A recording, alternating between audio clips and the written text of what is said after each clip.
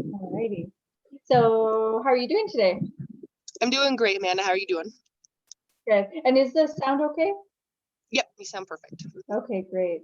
Yeah, okay, so I'll just jump in and share my screen with you Awesome. so you can see your chart. All right, can you see it? Yes, I can now. Yep. Alrighty. All right.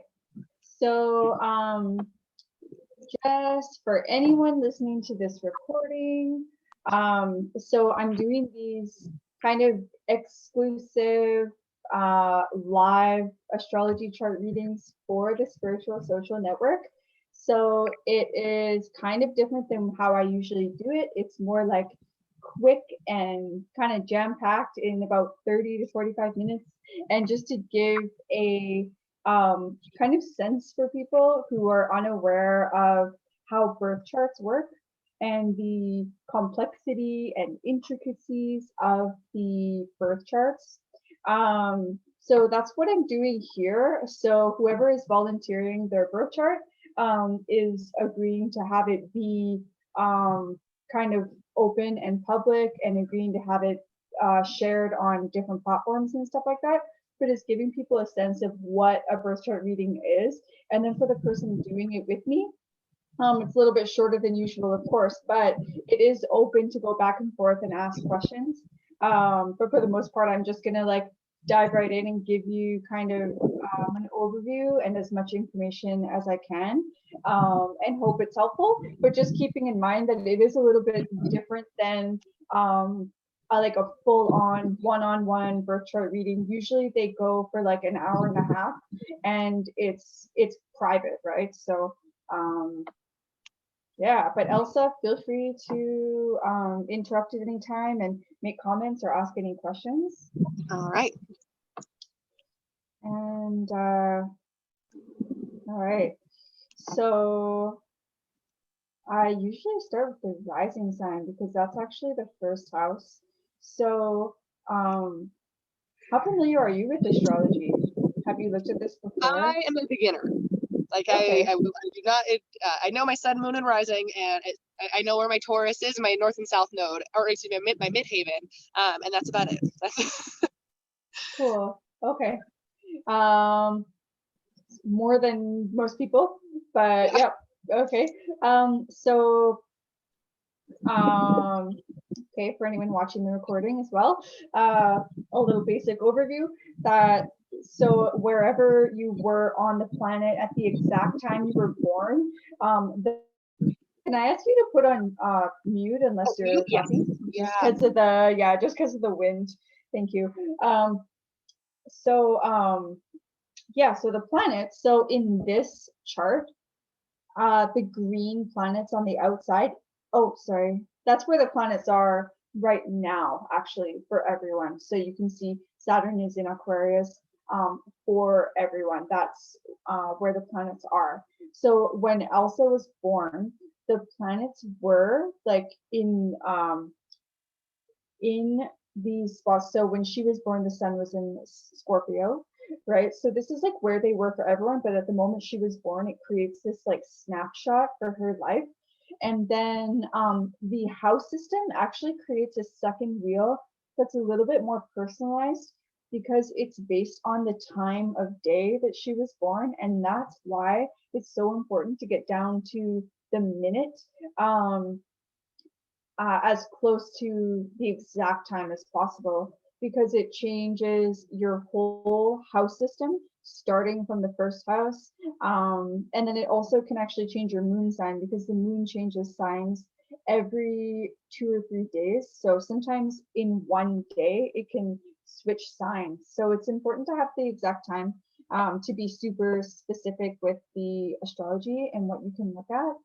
But anyway, so basically how the house system kind of works is that the rising sign is because Elsa was actually born at midnight, basically, at 12:43 a.m. So the sun was rising somewhere in the sky at the time of Elsa's birth. So it happened to be in the sign of Leo. So the sun was rising in the sign of Leo. That gives out her rising sign. The fourth house is where the sun was at midnight at the time of her birth. The seventh house is where the sun was setting at the time of her birth. And where the sun was at noon makes her 10th house. So that's how this house system kind of works. That's why there's two wheels. In my case, I have three because I have also the current transits where they are currently in the sky right now on the outside. So as you can see, it gets pretty in depth. All right, so I'll just jump into kind of interpreting the chart. I usually start with the rising sign, like I said. So that's the first house. The ruler of the first house is where the first house falls into, Leo. So the first house rules your kind of the way you were raised to be in the world. It kind of represents your upbringing, your and kind of your like initial outward personality, how other people first see you and interact with you. It's also your instinct. And so the first house is being in Leo. It's like anyone with a Leo rising is like, I am here, here I am. Like Leo is ruled by the sun. So it's like you are projecting this energy of confidence, like big self-expression. Okay, I can see you again. Sorry, I had you sort of minimized, but in case you do any like nods or whatever. Yeah, so I just see like with Leo first house, just like big personality, really super expressive. Here I am, very creative. And then the fifth house is actually related to Leo. So because you have a Leo rising, it makes your fifth house kind of important as well, which is the house of creativity, creative self-expression. It can be procreation and family, but also like say if someone doesn't have children, then it's like your creations, right? So and you do have your North Node and a few other planets in the fifth house too. So we'll talk about that a bit later. And then you also, back to the ascendant, you do have Chiron like conjunct your ascendant. So Chiron is the wounded healer. Actually, Ali posted a question about Chiron just yesterday in the group, so we talked a little bit about Chiron. It is so it's like it shows us kind of our like deepest like ego wounds that we're here to sort of break free from in this lifetime. But the thing is, it's a really powerful asteroid. It's not all bad. It's like where you then will, once you kind of heal that ego wound, then you become more you become a teacher of that thing and you gain mastery, just like any challenges in our life, right? Chiron is like that. So on the ascendant, it's like, you know, you could see that as like people are either it kind of like people are either drawn to or sort of repulsed by, I guess. Like when we have planets on the ascendant, it kind of makes it a part of your like outward personality. Not just your the ascendant is not just your like physical appearance, but also your like aura and like kind of your outward initial interactions with other people. So with Chiron there, it's like the healer and also like the wound. In Leo, it's like it could be something to do with like not being able to be fully like self-expressed or being too much, and like that kind of dynamic. So does that make sense so far? Yeah, definitely. That's very much, yeah, that wounded healer with the Leo always. I'm still working on that. Yeah, yeah. and the ascendant too, like I've mentioned this in the group as well, like it's like what we're learning in this lifetime too. So but then I see like a real strong potential to be the healer, because Chiron is the healer, right? You have to go through a process of healing to get there, of course, so it represents like those yeah, the ego wounds. Okay, so and then of course you have a, I'll kind of focus on the personal planets in this reading and kind of just rather than getting anyway too in depth. I always want to say as much as I can, but it's you know, it's impossible. So of course you have a sun in Scorpio. So ideally we're like doing our sun sign. It's kind of how we do life, how we express ourselves. So Scorpio is a fixed water sign.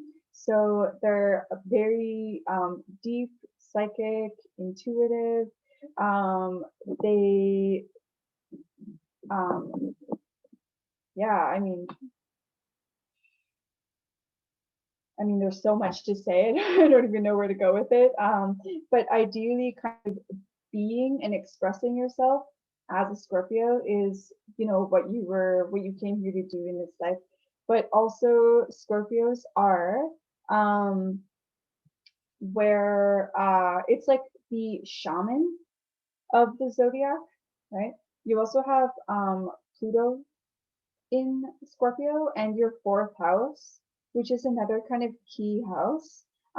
It falls into Scorpio as well. Like the fourth house represents like your inner, your home.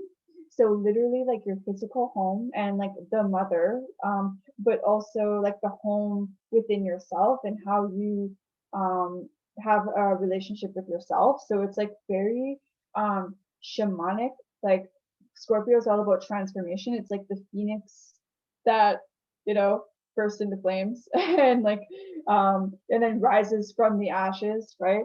So Sagittarius comes after Scorpio, which represents like freedom and pursuit of like truth and higher knowledge.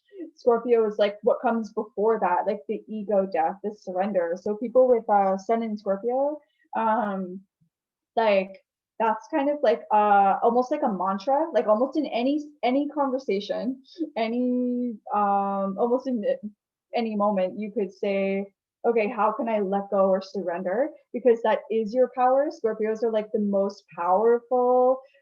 They have so much power and intelligence, and obviously they're very like psychic and emotionally intelligent and just like get people.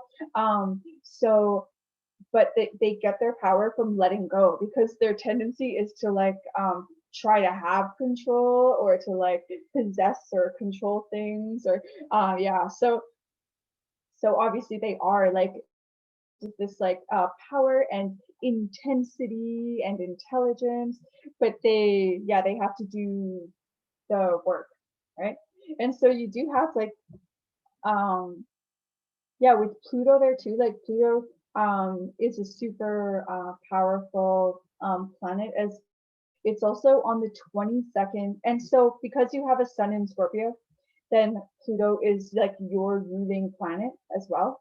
Um, and but it's powerful in anyone's chart. It kind of shows where your inner power is, like because it's related to Scorpio, it's like where in your life you have to sort of uh let go. It's not easy, right? It's like very kind of deep, you know, it's like it's all about like that ego death and letting go and then being reborn and finding where your inner power is from that. So also in your fourth house, this is like just a deep part of who you are, like deep, like this is kind of how you deal with your like inner emotions. It's how you like your inner child, your and then your upbringing, your home life could have you kind of maybe were faced with a lot of like needing to like let go and surrender and kind of go through this like ego death. And then this is kind of extreme, but like say if like this actually could represent like death of the mother, like literally, or I know I feel like that's kind of like personal and extreme, but like where Pluto shows up in a house can represent literal death as well in physical, and but it also can represent ego death as well. So it's like, like I knew someone with Pluto in the 11th house, and she had experienced a lot of friends dying, and it was like a real part of her kind of growth. So Yeah, I've had a lot of death in my life, like youth and childhood, and they were all these like awful traumatic deaths that were accidents and stuff. And so that's definitely been a big part of who I am, and learning to process grief and work through that. And then yeah, ego death as well. I've had many of those in my life, but yeah, I definitely align with that death, and just like having it be so heavy, just a part of what you are. And even like as the mother death, I've been working, like doing a lot of inner child work lately, and just kind of realizing like, I mean, one, I cannot blame my mother, for not giving me the support she needed and stuff, but kind of just like allowing that energetic mother to kind of die, so that she even can energetically rebirth herself into like what I needed as little Elsa and stuff. So yeah, it's all very fitting. wow, cool. That's like, yeah, amazing confirmation. It's amazing how exact it can be. So you also have, I've never seen this before. This is really cool. You have Pluto's at the 22nd degree, which is a power number that represents like the master builder. So it's that kind of energy. And then you have Chiron at the 22nd degree, which is conjunct your ascendant. And then your north and south nodes are at the 22nd degree. So, wow. So you have like 4 placements. I mean, the north and south node are kind of the same, but still like 3 or 4 placements that are all at the 22nd degree. How cool. And you said that's the master builder? Yeah. That's really funny. My whole like the way I build my life is, one, I see how fantasy oriented I can make my reality, but like I'm the person that if I were to build a house, I'd build the roof first and then like work my way down, because that's like the way my mind works. Like I see the big picture and then I like fill in the details as I go. I actually was even just talking about this with my business coach, that it's like it's great to be up here in like the like in the big picture of what you're building, but you kind of have to make your way down. But that's, I don't know, anytime someone says that to me, I'm like, that's playing small. I just want to see the big picture and go for it. Maybe that's why. I don't know. Yeah, like I mean that's cool because like master builder, the way I see it is like um okay, so like 11 is old soul, and like 20, I mean there's so much more to it, but this is breaking it down into small sentences that really resonated for me when I read them. So 11 is old soul, 22 is master builder, and 33 is master teacher. So you can kind of see it um the elements too, like almost like or in astrology, cardinal, fixed, and mutable. It's like, anyway, so how I see 22, you were saying like it's master builder, master manifester, because you're taking what you want to create, which is like out there, and then bringing it down into the physical and thinking about how to do that. So yeah, that does make sense to me. So, okay, so that's really cool. So you're like 22 everywhere. And then let's kind of get into keep going along with the like personal planets, right? Because they make up like our kind of more personality, and then the outer planets represent like themes in our life and sort of outside of us. So, I usually start with the first. So of course your rising sign, your sun, moon, Mercury, Venus, and Mars. Those are all like your personal aspects. So you have, well, your next one, I guess, is the moon. That makes your that represents your inner child, your emotions, the way you kind of feel about life, and the way you kind of navigate through life using your emotions and your inner experience. So the moon is very important because it's like our night to our day, the dark to our light, where the sun is more like your, like how you express yourself. The moon is more like what you have brought into your life with you. It kind of represents your like soul tribe. It can represent past lives as well, and your like DNA, your ancestry. So it's pretty cool. Um, and of course, it's also very personal because some of these bigger planets, like for example, Pluto was in Scorpio for like 27 years or something like that. So there's a whole generation of us with Pluto in Scorpio, you know, but the moon changes like every couple of days. So it really is kind of as a unique touch, right? So yours is at the later degree, the 27th degree of Capricorn. So when something's in a later degree, it's like a more mature aspect of that sign as well. Um, so with the moon in Capricorn, very like solid and dependable, like a loyal friend because it's in the sixth house, like very committed and ambitious when it comes to your work and your service and your kind of the sixth house is like your kind of daily routine, including your hygiene, how you take care of yourself and your health, your yeah, sense of service and being relevant. Your it represents a lot. But with your moon there, so it's interesting because you have Saturn there too, with in the sixth house, which represents like limitations and challenges, like where you've been sort of challenged.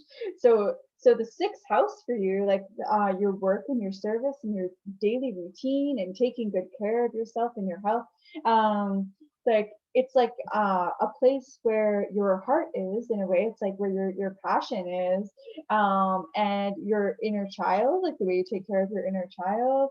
But it's also where you've been challenged, where you've been, you know, maybe authority has come in and has really kind of taught you to like break those boundaries. So obviously Saturn, you are having a Saturn return right now. I should have said this at the beginning of the reading. You're having like a Saturn, this is like a Saturn return reading. How cool. Okay, I'm so curious. You know, you don't have to tell me everything, but like what is there anything big that's happening for you right now that's like Saturn Oh my return? God. This has been the most expansive and like quantum leaping phase of my life. It's insane. I have had a huge ego death. I know what my soul's purpose is, at least at this point in my life. I have like taken my business and like, I mean, doubled like income in the last like couple months even. Yeah, like I've never felt so aligned and like so like sure of who I am, and stuff. And it was really like I've also never heard my moon described that way so well because I always was like, I don't have Capricorn and moon, like it doesn't even fit. But then you said it like that, I'm like, oh yeah, no, that sounds exactly right. But no, this has been, Cool. and I remember when I was entering my Saturn return, and like I wasn't ever scared of it because I've definitely heard, you know, accounts of people who have had like rough Saturn returns because the universe kind of had to course correct for them. But I was ready. I went in being like, hey, I'm ready to level up. I'm ready to be who I need to be in this life and like make sure that like I impart my wisdom on this earth, even at 28 years old, like, you know, moving forward in that knowledge of like I am here to surrender to the universe and what my soul needs to be a part of and gift to this world. And so it's actually most of it's been very easy and very fluid. But I mean, like I'm living at my parents' house right now. I spent the summer living out of my truck. I've had a very hard time finding home for myself. But overall, though, like this has been the most fascinating and cool part of my life thus far. I've loved my Saturn return. Wow. Yes. Okay. Yes, I like love that because yeah. Thank you because yeah, like this is I totally see this about astrology in general, including the whole Saturn return idea because we're like, oh no, my life's gonna like fall apart and I'm gonna be like forced to grow in some really way when my Saturn return comes around. Or like, oh no, I have a big square or opposition in my chart. Oh no. But the thing is like that's why we study astrology, you know, because then you can like embrace the cycles. Like you are having like you're literally like being initiated into maturity and adulthood right now. Like it's so amazing. Like can't we be thankful for the cycles in our life? And so the fact that you're embracing it, I think, and that you were ready for it is probably making it so much more like smooth and exciting, you know? Yeah, I've had like, yeah, if I hadn't been ready for this, it would have been like a tornado. But instead, like I was ready and prepared, and yeah, like I had a reading and like I'm working in the Akashic records too. They kind of like helped me prepare for it, and it just was like you can be a surfer instead and like ride the waves rather than being Dorothy caught in a tornado. Like let's do it the latter or the first because that'll be more fun, easy, and then you can just come out on the other side like having ridden the wave and just like ready to keep going. You're not gonna have to pick up pieces as you go. And it's been, yeah, I was very happy to be entering my Saturn return because basically up until, 27, 28, I was like, fuck this. I'm ready to initiate. Let's get going. Yeah. Yeah, cool. I was also gonna say, as a Scorpio, it's really is like part of your whole kind of purpose thing going on here is to like also surrender, like I was saying before. So it also makes sense just from like a personality perspective for you to be like, yeah, like I'm ready to like go through this. Let's do this. Like that's like so Scorpio. Yeah, just take me now. I was like, I'm done trying to control because that when you said control, I was like, oh yeah, very guilty. But it's like, nope, don't even bother trying because at this point I can't, and it's just not going to work if I try. Cool. Thanks for your perspective. So let's yeah, and then the other two personal planets in your chart, Mercury and Venus, are both in Sagittarius in the fourth house. So also again, like something to do with the home life, upbringing. They're both in Sagittarius, so very like, like Mercury is your mind and your intellect, the way you kind of communicate. So communicating really like big philosophical ideas, truth seeking, right? And like adventurous kind of like conversations and thinking style.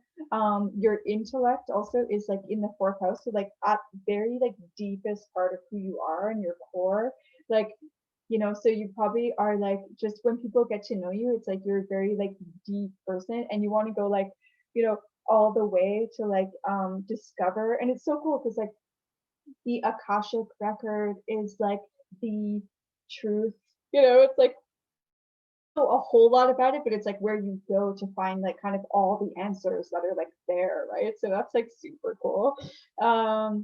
Okay, and then I'm just gonna, just because we have to wrap it up here, I do want to touch on the North and South Node just quickly, and then we can have another like 5 minutes to just like answer any questions too.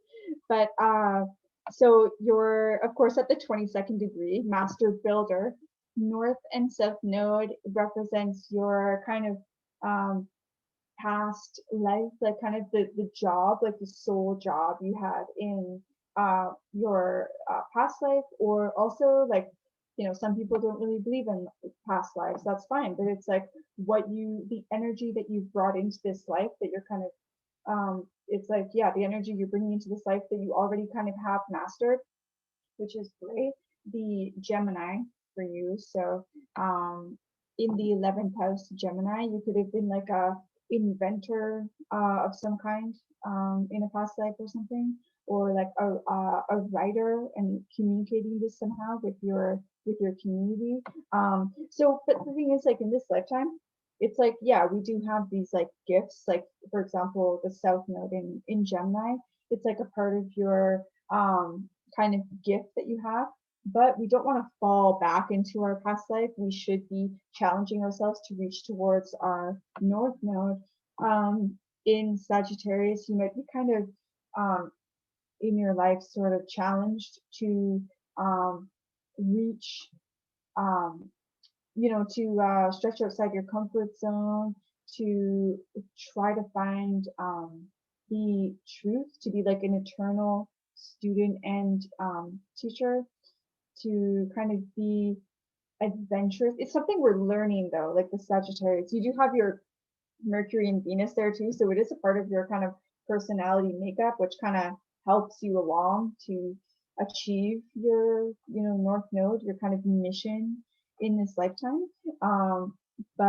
But still, it's a challenge to get there. It's like it's a whole life kind of thing that we're talking about. But you're kind of reaching towards becoming more Sagittarian, more like adventurous, seeking truth and honesty. That makes sense. Yeah, so I'll just kind of stop there, but we can have a little conversation now. Yeah. No, that fits a ton. And even like, because I didn't really know what North and South Node were until like a little like last summer. And then it's been like a really good like kind of beacon for me, like as I'm working through things and stuff. And if I kind of like fall back into like an old Gemini way, and something that kind of even like resonated for me with like Gemini is like the very social, very outgoing, like maybe good in social groups, like, you know, or like had like lots of friends and stuff. And that actually doesn't really fit with me in this life, per se. You know, I got a couple of good close friends, but like if I find myself like even like as I'm working like in my business and things, and I'm like, oh, like if I'm looking for external validation, I like stop and I'm like, no, like it's not what I want to be going for. Like as long as it's fun and adventurous and like it makes me happy, then like, you know, if I'm like, I don't know what I'm trying to say here. Like it's been a good beacon for me to lead with like, hey, if I'm having fun, I can sag it up, and that's what I'm supposed to be doing in this life. Mm-hmm. Mm-hmm. Yeah, and like Sagittarius is all about like non-attachment too, and like Yeah. Mm-hmm. Yeah, and then also you have like your sun in Scorpio in the third house, and then the third house is also related to Gemini. Like the third house is like also our intellect, our communication, our like learning on a where Sagittarius is more like higher university education and like philosophy. Gemini is the opposite, where it's more like math, science, grade school kind of learning. Gotcha. And I am so a college so you dropout, do so. so you do have this kind of Gemini quality as well, like in how you express your Scorpio, your deep side is also kind of almost through this third house Gemini. So it does kind of make sense too that not only it's your south node, but you do have some strong third house energy there too. Yeah, gotcha. Can I ask about relationships? Like with my Venus and stuff. And like even like I am 28 and single. I am not currently looking for a partner. However, in my records and just in my as I'm going through my intentional life right now, I'm noticing like little things coming forward about a relationship possibly presenting itself. And I was wondering if there's like anything like within my chart that could like shed light on any of that. Yeah, there's a few things. First thing is you're also going through a Saturn return. So it's like, you know, like your whole kind of life is shifting into a new level of maturity. So it's also like this is kind of the time where like a lot of people either get married or get divorced. You know, it's like a big shift. So in a way, it's sort of good just from that perspective.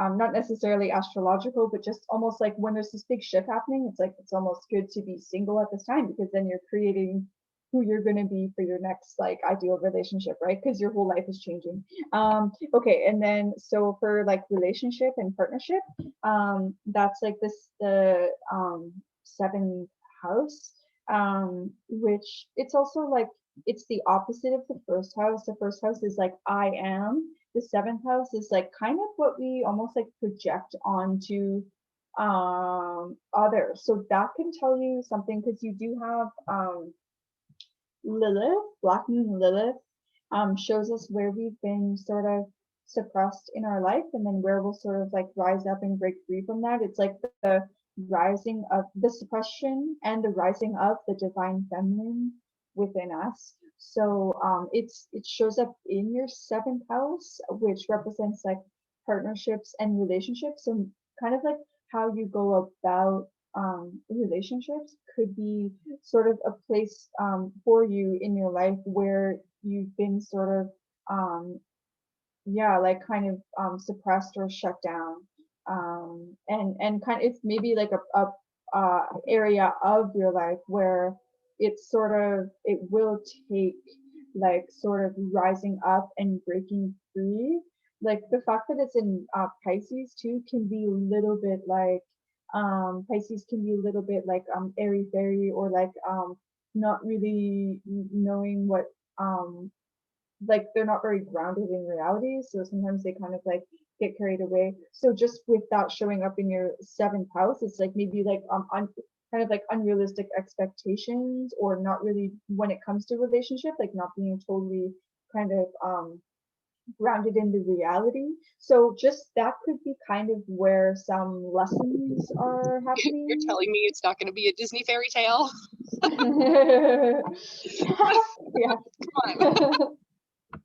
No, definitely that fits. I also, to like even speaking of the divine feminine, in all of my past relationships, I become over masculine, to compensate for like thinking that it's not safe to be a woman or express my, you know, feminine needs or emotions, and things. So I kind of basically end up just like in a relationship becoming like his guy pal with boobs.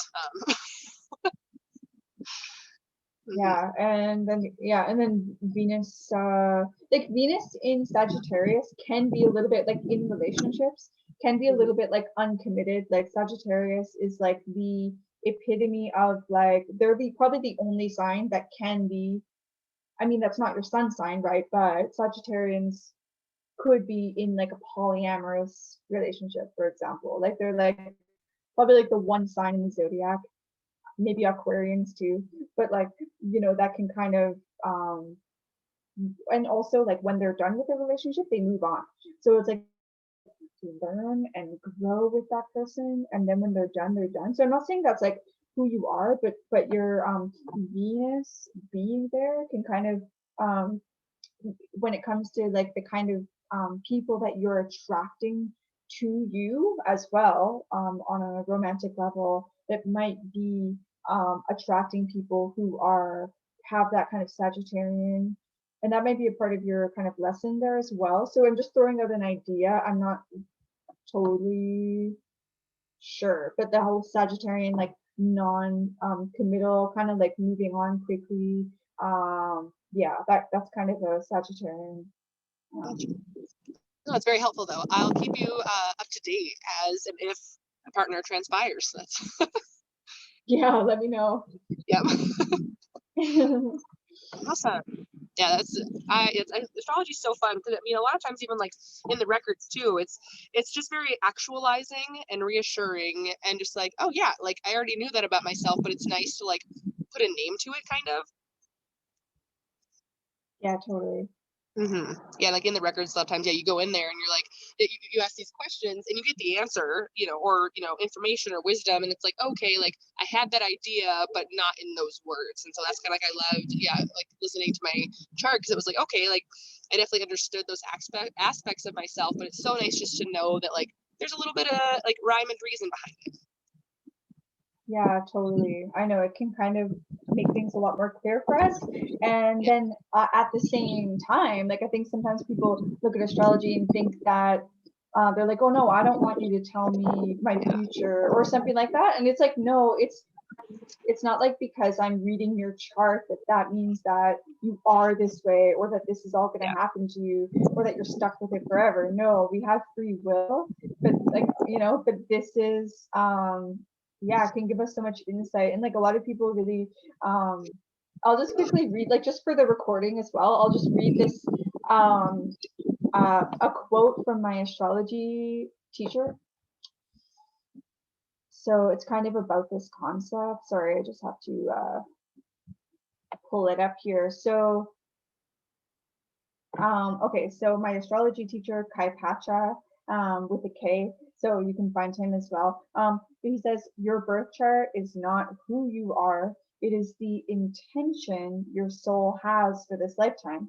So, you know, we often talk about in astrology how it's like the blueprint of our life that our soul kind of created before we came into this life. But the thing is, we still have parts of us that are we're not, you know, a soul is a part of us, and then we have our ego and we have our free will, so it's not like we're stuck ever, in my opinion.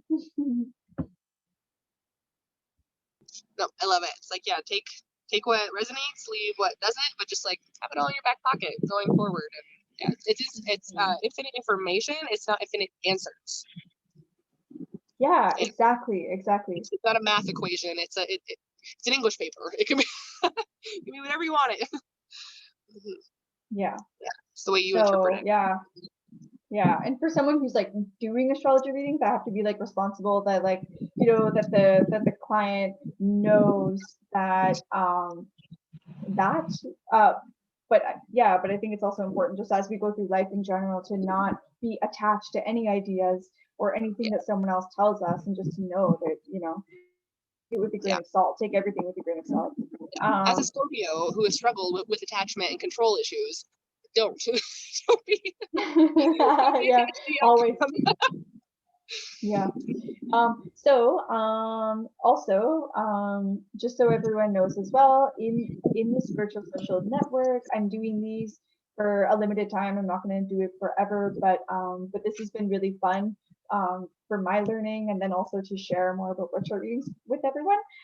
And then also, if you're in the spiritual social network, then you can always like post and ask me questions about astrology, and I'm happy to sort of answer where I can.